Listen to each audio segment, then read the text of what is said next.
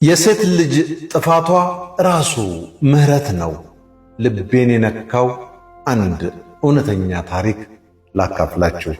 ልጅቷ ወጣት ናት፣ የደስ ደስ ያላት ብዙ ወንድ የሚመኛት ቆንጆ ሴት። ታዲያ የሰፈር ጎረምሶች ስትወጣ ስትገባ ይለክፏታል፣ ይተናኮሏታልና በሴትነቷና በውበቷ ደስተኛ አይደለችም። የሰው መልስ ግን አታካብጂ ነው። አንድ ቀን ከውሎዋ ስትመለስ እነዛ ወንዶች ጨለምለም ያለ ቦታ ጠብቀው ያዟት። ደነገጠች፣ ለመሮጥ ሞከረች፣ አልቻለቻቸውምና 4 ወጣቶች ሆነው ወደ ጨላለመ ቦታ ወሰዷትና ለ4 ደፈሯት። መጮህ እስኪያቅታት፣ መታገል እስኪያቅታት ተፈራረቁባት። ራሷን ሳተች። ያችን የ5 ደቂቃ ስሜታቸውን ከጨረሱ በኋላ እዛው ጥለዋት ሄዱ። ሕመሟን ተቋቁማ ከጨለመው ቦታ ለመውጣት ስትሞክር በመንገድ የሚያልፉ ሰዎች አግኝተው ሆስፒታል ወሰዷት። ክፉኛ ተጎድታለች። ማህፀኗም ክፉኛ ታሟል። ለወራት ሆስፒታል ተኛች። ከሕመሟ ጋር ታገለች። ከስቃዋ ጋር ተጋፈጠችና ሕመሟን አሸንፋ አገገመች። ከ6 ወር በኋላ ቆማ ወደ ሰፈሯ ተመለሰች። እነዛ አፍላ ጎረምሶች ግን አሁንም እዛው ሰፈር ሕይወታቸውን ቀጥለዋል።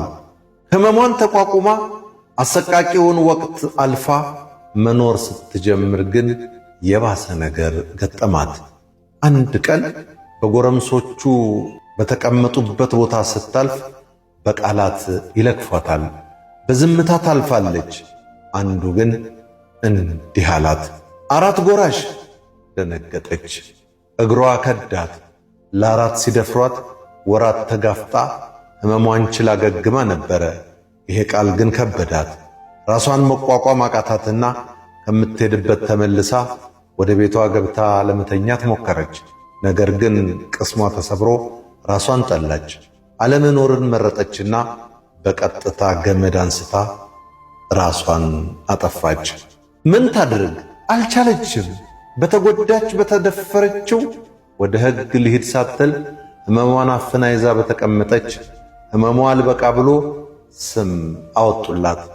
እሱ ለለከፋ ብሎ የወረወረው ቃል የእሷን ሕይወት ወሰደ። ለ4 ተደፍራ አገግማ ነበር። ይሄ ግን ከአቅሟ በላይ ነው። በዚህ አይነት ሕመም ውስጥ አልፈው ፍትሕ አጥተው ያለ ጊዜያቸው ሕይወታቸው ያለፉ እህቶቻችን ስንት ይሆኑ? አሁን ይሄ ታሪክ እንኳን ለባለ ታሪኳ ለሰማነው እንኳን አያምም? በሰው ሐዘን፣ በሰው ሕመምና ጭንቀት ቀለል ላደርጋችሁ ትቀልዳላችሁ። ነገር ግን የስንቱን ልብ እንደምትሰብሩ አላወቃችሁትም። እንደ ማህበረሰብ የዘቀጠ አስተሳሰባችን ይወገድ። የሰውን ሕይወት ለመሰባበርና ለማድቀቅ ፈጣኖች ብዙ ናቸው። የወደቀን ለማንሳት ለማበርታት የሚጥር ማግኘት ግን ከባድ ነው። አንዳንዴ የሴት ልጅ ጥፋት ምህረት ነው። አስቡት፣ እነዚህ ሰዎች ሰው ተብለው ሊጠሩ ነው። ሴት ልጅ እኮ ይህን ያክል ጭካኔ የለባትም። እውነት ነው ምላችሁ። በዚህ አጋጣሚ በእነዚህ ወንዶች ስም ይቅርታ እጠይቃለሁ። እናንተ ወንድሞቼ፣ የእህቶቻችን ጠባቂ እኛ ነን። እጅህን ሴት ልጅ ላይ የምታነሳ ወንድ ካለህ ወንድ አትባልም። ሴት ልጅን የማትጠብቅ የማትከላከልላት ወንድ ሰው አትባልም። ሴት ልጅን የምትሳደብ ወንድ በወንድነትህ እፈር። ሴት ልጅ ላይ ጡንቻህን የምታሳይ ወንድ ብትሞት ይሻልሃል።